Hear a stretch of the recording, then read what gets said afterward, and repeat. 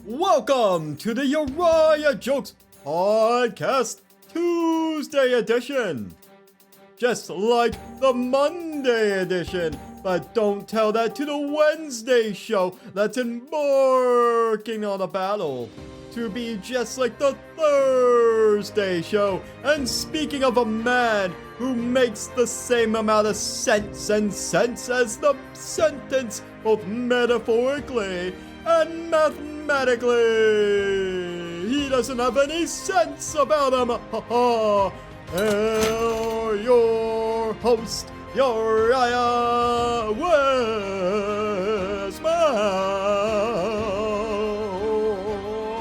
Yeah, Uriah Wesman.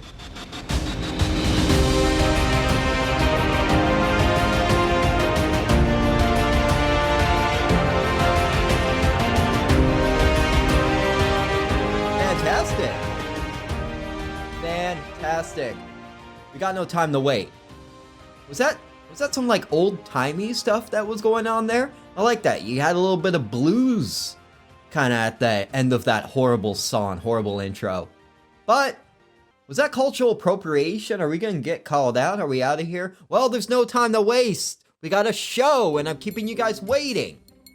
And of course, fantastic. We got no time to wait. This is a podcast studio, not a waiting room. Where not only do you lose minutes of your life catering to a foe called waiting, but you have to sit in the same room with the same schmucks that you wait on in the line when it's busy in the store because someone was shocked that they needed to get their wallets out. You had a cart full of groceries, and you just stood there, watching them, scanning them, like a city worker. It's a team effort. Get ready and move forward, and I don't have to wait another 5 minutes.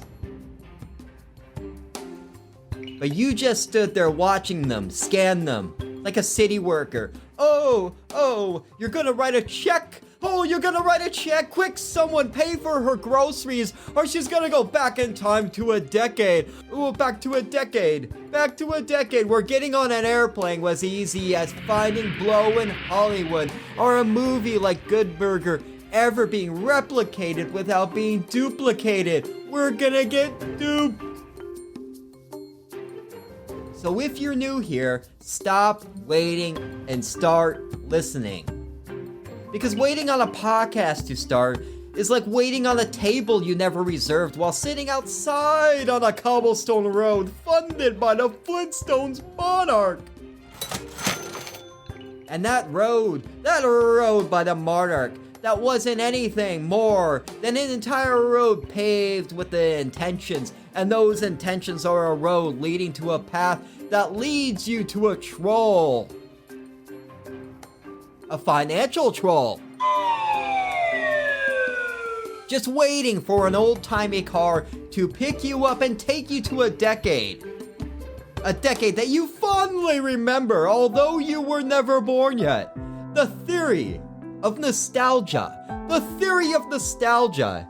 is that things will never be as good as they once were, but the things that aren't that good in the future will one day be replaced by the things of the past. The things aren't that good in the future will one day be replaced by the things of the past, present, and future time. But if there's nothing we do now, if there's anything we know is that what will never come back is Palm Pilots, which is something I invested my entire life savings in, my entire piggy bank. When I was a kid, I put my money in the piggy bank. How was I supposed to know that a Palm Pilot is a useless piece of technology that has nothing to do with creating pilots that can fit in the palm of your hand? I'm talking Palm Pilots. How was I supposed to know that there wasn't an entire plan to create the first ever airplane company catering specifically to small animals like mice and birds and parrots. Because maybe the bird is too tired and wants to fly first class for once instead of flying in the tailwind behind the other birds that give him no time of day.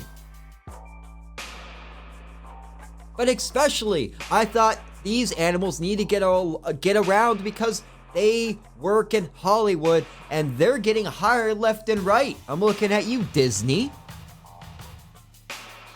With all that work, they're getting in Hollywood. Mice, mice, mice. Mice is so nice. No, I don't think so, you goddamn piece of lice. Mice that have always been there to help people oppressed by their grandmother. So they build a dress with the help of birds and turn pumpkins into horse-drawn carriages. The wonders, the wonders, the wonders. How was I supposed to know? How was I supposed to know that grown-ups have been lying to me and reinforcing that a magical man cares what I do? What god, I say? What god would let me invest all my life savings when I was a kid into a Palm Pilot? How now?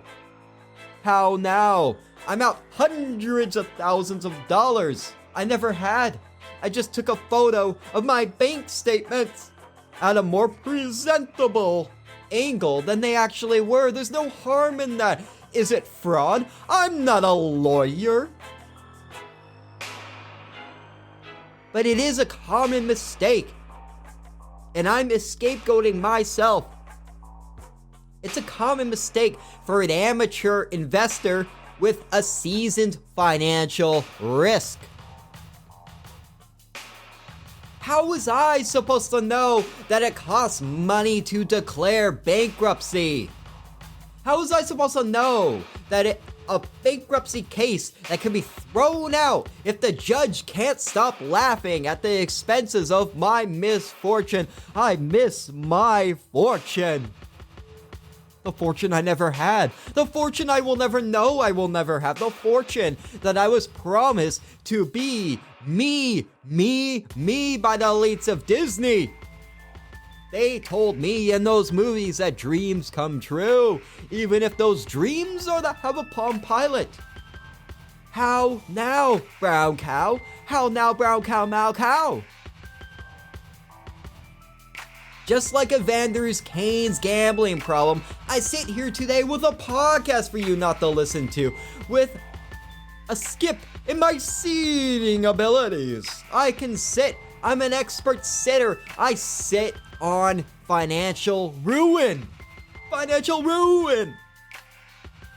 Insomnia in my sleep to issue a stern but fair warning that whatever you do, never trust a man in a fedora.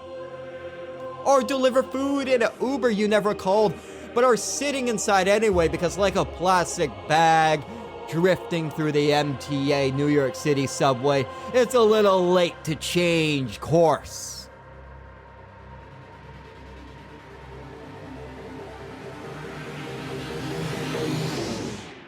My financial records and dealings will forever be taught in basic math class as the only man to bankrupt himself with delusions that animals will be any more than a freeloader that will steal my idea, leaving me in a dust of betrayal. And I'm allergic to dust.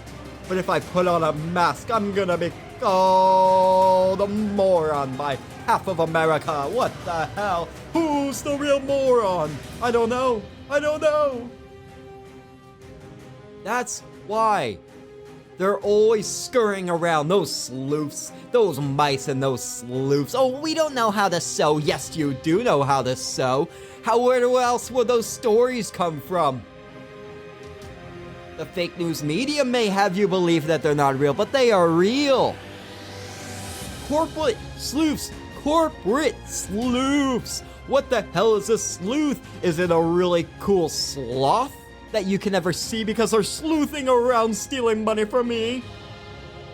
But that's right, it's not up to me to own that financial mistake. It's up to other people to own my financial mistakes.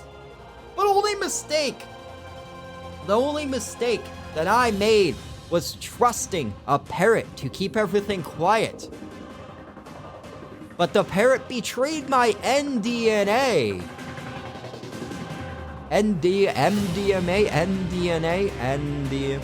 The parrot was friends with someone that worked at a Blackberry farm who took my idea, leading to Blackberry stealing my idea I came up with. Well, hiya mushrooms learning the ways of the mouse and the cat, and it turns out the entire time I wasn't the mouse or the cat. I was the glue. I was the glue in the glue trap.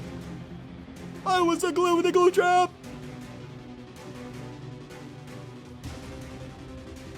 And this has been the Uriah Jokes Podcast. New episodes every Monday, Tuesday, Wednesday, and Thursday. And if you knew what I was talking about, can you please tell me? Because I am just saying words that make sentences that make you be like, what the hell is happening? And where are these aliens coming from? Am I an alien? I don't know, but I certainly am foreign to the idea of knowing what the hell type of podcast, what type of clips people want to listen to, because I have no idea what people like and what people don't like, and I am isolated alone in the coronavirus. All I am saying is that you never know loneliness. You never know loneliness until it's the middle of the night. The rain is all pouring. The middle of the night, and the rain was all pouring as it normally does. The rain was all pouring. But nobody will never know true loneliness of losing money, believing in a fantasy of success. Compare that with finishing a Netflix series that doesn't have a third season. How do you cancel it after 2 seasons? Oh, Netflix, you sick son of a bitch.